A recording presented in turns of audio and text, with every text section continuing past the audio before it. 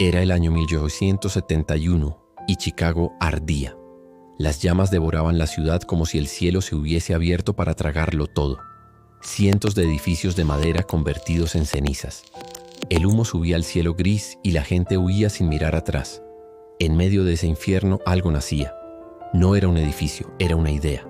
La idea de reconstruir una ciudad desde las ruinas, más fuerte, más alta, más moderna. El fuego no solo destruyó Chicago, también encendió la chispa de una nueva era. Años después, mientras las calles aún recordaban el olor del desastre, un hombre se preguntó si era posible desafiar la gravedad con hierro y sueños. Se llamaba William LeBaron Jenney, ingeniero, arquitecto y, sin saberlo, padre de los rascacielos. Su visión no era construir un edificio más, sino una nueva forma de ciudad. Hasta ese momento el límite lo marcaba la piedra y el ladrillo, materiales nobles pero pesados, condenados por su propio peso.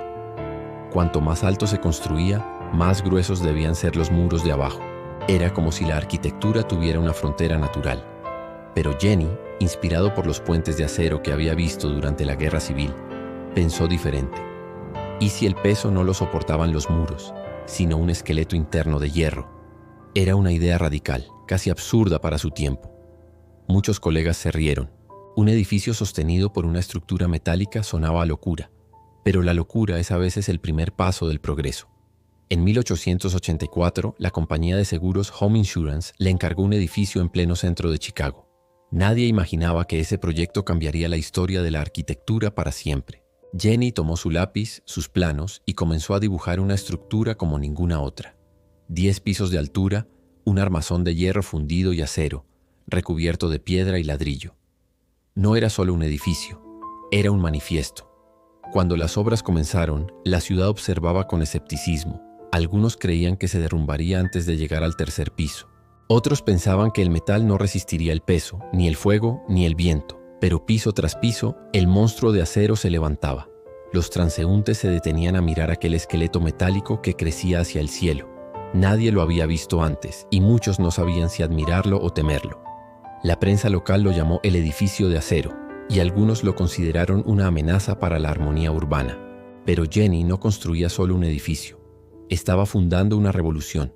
Cada viga, cada remache era una promesa. La ciudad del futuro ya no crecería a lo ancho, sino hacia arriba. En 1885, el Home Insurance Building se completó. 10 pisos que desafiaban la lógica. Era el primer rascacielos del mundo. Su peso, sorprendentemente bajo para su tamaño, demostraba que el acero podía hacer lo que la piedra no. Los ingenieros vinieron de todas partes a estudiar su secreto. El sistema de estructura metálica, conocido como esqueleto de acero, se convertiría en el estándar de la arquitectura moderna. Chicago había renacido, pero no como antes. Renació mirando al cielo. A partir de ese momento nada volvería a ser igual. Las ciudades comenzaron a imitar el modelo. Nueva York, San Luis, Pittsburgh, Londres. En pocos años, la carrera hacia las alturas se volvió una obsesión. Los arquitectos competían por romper récords, por tocar el cielo con sus creaciones. Pero todo comenzó ahí, en ese terreno donde una vez hubo cenizas. Lo que el fuego destruyó, el acero lo reconstruyó. Muchos años después, el edificio sería demolido, pero su legado quedó grabado en la historia. Cada torre que hoy se alza sobre el horizonte del siglo XXI lleva en su interior la sombra del Home Insurance Building. No era el más alto ni el más bello, pero fue el primero en atreverse. Y ese mérito no lo borra el tiempo. En los archivos de Chicago aún se conserva su plano, una hoja amarillenta con líneas de tinta que parecen susurrar. Todo comenzó aquí. Jenney murió sin imaginar cuánto crecería su idea. Pero cada rascacielos del mundo, desde el Empire State hasta el Burj Khalifa, le debe su esqueleto, su alma. Dicen que la arquitectura es el reflejo de los sueños humanos. Si eso es cierto, el primer rascacielos fue el sueño de un hombre que se negó a aceptar el suelo como límite. La ciudad que una vez se quemó se convirtió en símbolo de innovación. Chicago se alzó del humo y las ruinas para ser la cuna del acero y el vidrio.